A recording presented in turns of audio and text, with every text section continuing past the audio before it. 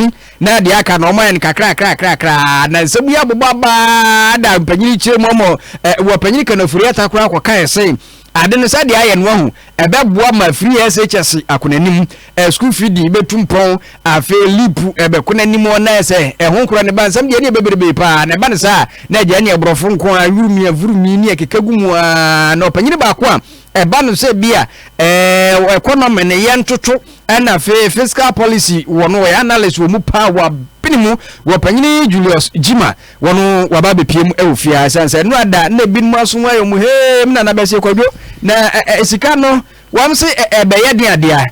Julius ye mwakwa ba ye ni akoje ngiri se wampombo ko ya adum bi aboko na mpacho sonso chudi ampada maja odi adum ye de ofa aka experience ye de bi didi wo panyini wadama ye misa se sika ye no aye kan wansemo ene wo mo che se be 600 million no kra de betimi abene ye ana che se de aka no wo man ni kakra timamufo te se ye no musei no ekwan be so na be fa be boa yen yo mamanchia etifo ni ahwefo na minchie misanchia obio eme se yenina na ye hwehwe ni mu se IMF sika no na say eba ache crampo ache nanka say at the beginning of first quarter 2023 and na ye hwehwe ni ba yenina yenim the issues surrounding it debt exchange domestic one drag kakra because consultations are not a fem na binding to me I engage a lot more of the stakeholders in terms of me ho asibi by this process ni na no drag final approval like ene endra FM 95.1 for bakojo omuka asem de bi anasa asem bi ehia pan say the fiscal deficit any debt vulnerabilities Ghana ye issue your economy issues are buying face here. Fiscal deficit ni say are buying a car a year are buying no a beda buying so any bussing are buying a bo a buying no I have vulnerable to rate no be a bit me a breaky economy. Sanyo mami anyway together with external shocks that is COVID-19 any Russia-Ukraine war and that is what the IMF reported on and no ama you do be doing. But the point is that in your happy in no Emma indicators be a macroeconomic indicator restore all these things in indicators na ye say share economy inflation here prices of goods and services marketer tomato boy saying Moko boy is saying, Jane boy is saying, Emo boy is saying, inti usen pinifo measure all these prices of these commodities, every month be no match and say, in your bo air costra and say in your bo air bafom. And no ye adihia pan kesia na ha Ghana for any Ghana economy. Adeba konso ye currency say just new money last year 2022-2021 COVID-19 Russia-Ukraine war any the existing conditions are now which is the budget deficit and then the debt vulnerabilities and my economy in Sri Lanka about some 6 months 4 months down the line now it was one of the worst performing economy worst performing currency in the whole world. But Abani taking the initiatives, I Ghana for Kasa Hunkasa president, it's here, or working the talk, I call IMF, but I na ye they call IMF and say ye kwakosiki for balance of payment. Because economy ye are they near minor senior map economy and I say a country new produce services, goods, nini na near to TSC and be free more. Abani who say imports every year more than export. The banis are pay na a higher currency. But they say news around the IMF and Ama City I started here then air appreciate as it stands now. It is one of the most currency airborne home modern power we are seeing now as a result of even the speculations na afe you could do board level in GDA bar say IMF no mo this can be then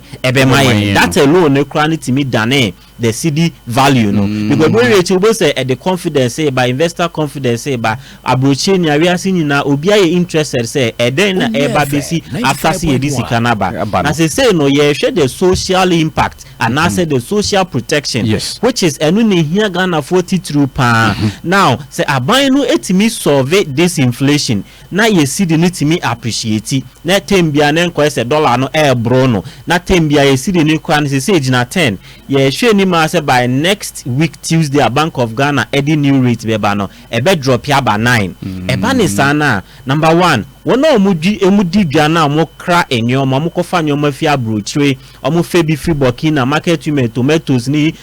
mokoni gin ni other products ni bi no wona ekra emo wona ekra sugar wona ekra toothpick ye hwe business community na o se omo no mo kra nyoma ne mo edeba Sansi sheni na ne short term measures bi a eba beboa nti say eba ne sa no eba be ma omaye den etimi enya access to the foreign exchange no at a lower rate eba ne sa pe na afi ne nyoma bo ne ye den eso eba form the point in so a aban ni raise here say aban no de nsa share a lot of social interventions ebi yes a leap no living empowerment against poverty we say Ghana ha no hia buburu no had too much. The gap between the rich and the poor, the upper class, the middle class, and the lower class, emu esun and tembiano, the top is widening. And they say, Sanshi Shene Babe Boa Ama a closely and answer a breach that gap. How? Abine de sa leap ne by saying at least ye nua no mo ye maame no mo ne ye papa no ma sebe de mu bedi ade chinkras ko de beto kukukra na be ne den no esike ya abe no obetimi di bi ato futuo mu ama oma ebetimi ades besi sika kakra say 20 cedis so say 40 cedis so na at least no manya access to the money ebetimi abom okwa bruche o no mo obi kra timi file for asylum na abine ye den hwe no by ye ha no ohia ne ntini esika sem e wo fam ne kra no abandon kind of crazy or the Sanshi shade abandon the hottest soon to offer Sasikani Bikwa end to end boa. But I think said we ne babe boa, but idea ye be too phone say enkobane say be we near the year politics. Na fendo deserve years ye man e hono na ya na emboa we no abandon timingina ne na so na that cash delivery system or person onye because at the end of the day now say the ordinary Ghanaian any Ghana ni bi atimi den e benefit report me fonso kan wo mu say programs are buying a free SHS, healthcare, hospitals are now buying PCC. All these things are social interventions, social policies are the ordinary Ghanaian. And as a result of, say, a buying revenue and a buying sikasem eba form, a buying to me and financing ye. And I say, Bibi, or I also mudisika kushima enko because economy near a chair and now buying sikasem coffin. We never no babe boama a bit to me at the sikani share these social intervention programs. Ye name himself free SHS a very good policy. Name the challenges surrounding it ni now see sikasem and how I bit me done than abua amagana and it me mu 40 me ayeden it me take advantage of it. Ade ba kun so IMF for suggested about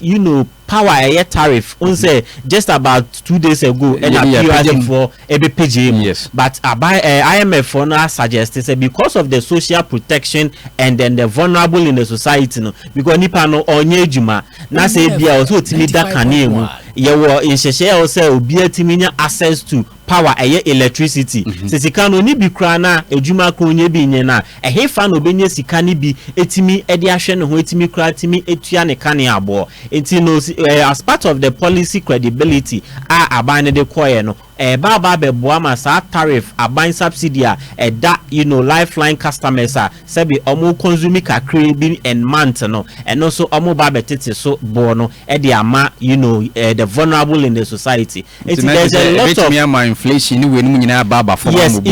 there is number one key things you can said what drives inflation the battle between importation and then the export because share in your mind wo mind mududu na ono mo kremo ukọ your market na foreign rice local rice ne kra no dey come market obi ampe kakra bi sugar esitre ya bia no pe bia share the various zongos ne various communities ye chichi koko e dey ton sugar na edi gumu ye di sugar pan asoman entino we short term measure bia aban no edi so but the IMF no ba be boy financier for economic recovery economic growth we nye medium and as a long term but the can say afe the short term processes ne ba be boama economy ne gina ne na so no the medium to long term no industrialization policy bi ebeboa ama sese na nyoma na ye kra no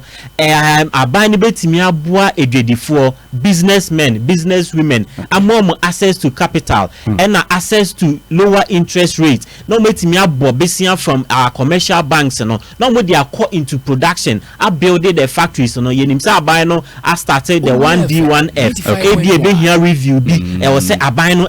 na fe oye more extension to timemufo na enkoba ne say they be the foreigners are taking advantage of our economy omu wi aye fe bibi e obrofum say capital flight omu di juma juma wie wo man ni mu a profit na omu nya no na omu dey si play mu na omu dey call but sisika timit na oman ni mu a obi dandan sa na bibi juma ne mo na fe ade ba ko ha aban no a creation of jobs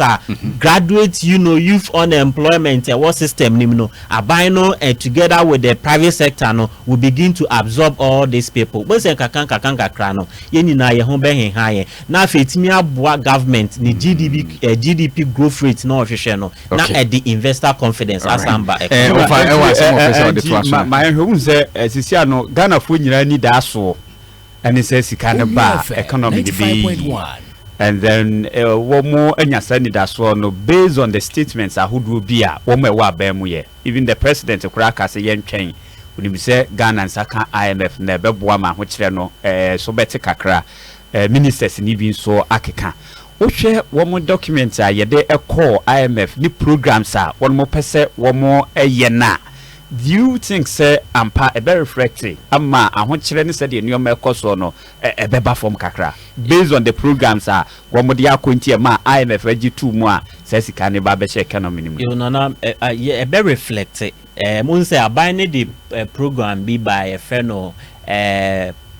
post COVID-19 program for economic growth. On say aban no anticipate here just after COVID because on say aban spending more. I mean, yen in sika abani nya some 21 billion, Ghana cedis abano COVID revenue. You share the expenditure, how government disburses it and all that. Abano anticipating in advance,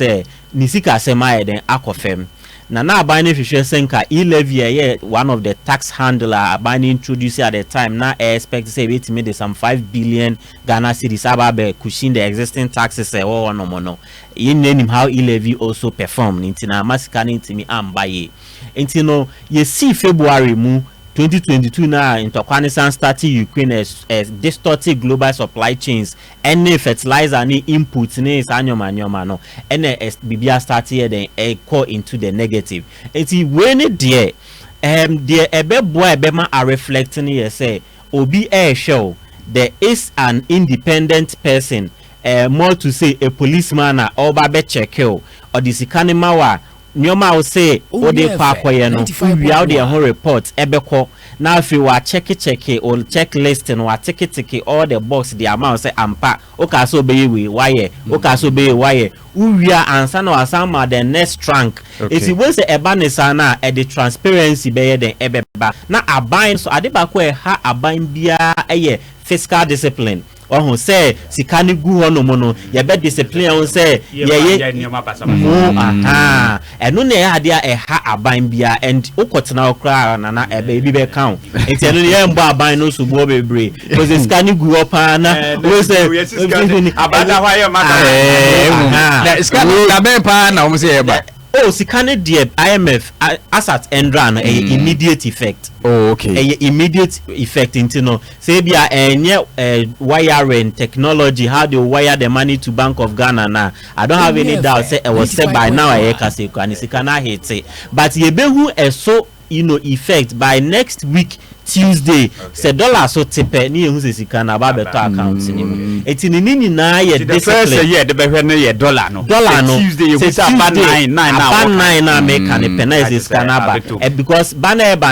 be increase government reserves the foreign reserves be ma ba ni benya dollar that's the foreign reserves no e ban say Bank of Ghana benya etimi a supply e their commercial banks no na afi edwedifo no omuhia no will begin to have it if there are more dollars in the system Emma price ne fall because a demand and supply. When the demand is there and you have the supply now, for take advantage and hold the dollar no want to me increase prices no now if Emma see the name the and train. Sasika we no emrabia ma ho kwan se wose obitimi yibi di ko ebibi fufuro. David Sasika we don't mean yibi send na make and this fiscal discipline. Make us be abai dia na jo penyo furiata. Oh David we yakuti abongo politics need we nye campaign sika.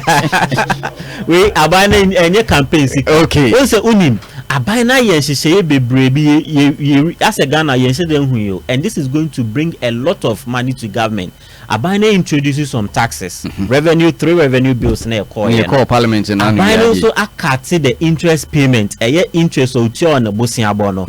Last year 2022 government paid actual interest payments no na is na 32 billion Ghana cedis, 25 billion domestic and 7 billion the external. Nsimu say no Abana are holding on to it for the next 4 years. It will be sikana abandi interest or service as sikana for the next 4 years. IMF sikana swaba together with your existing taxes last year tax revenue say by 75.5 billion. Abana so some pejemu no amendi bi and we a lot of tax exemptions in take advantage. Tax holidays buama companies ni individuals ni bi entimintua tax, the free zones concept, and you say omuni na samba be contributing it within the next 2-3 years a day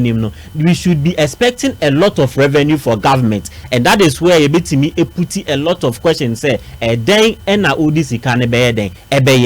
that is the key thing until from the by the end of the year and could see the first quarter second quarter of next year no I will see a team economy a team bear fruit Emma Ghana for a team ADA, but any miracle and any magic sikana bana no interest immediately na ye nyoma baba besesa e be take time kakra se bibia for wano momfa we nko ha na abane de akọ e wo se we ko na abane de akọ saa butaye ne san hyehye ne kakra no bibia betimi restore kama and na sa de be the next question no anim say ho ne ye be sa de nkomo no agina said you can say wo de ye no. Say yes, and when they also put government on its oath. Say Sikano, the objectives are the core IMF, no, and one or day then we begin to ask a lot of questions about it. Jima, I better say, or a physical and economic policy analyst, and I know actually and common more so Kakwonze Pegaba.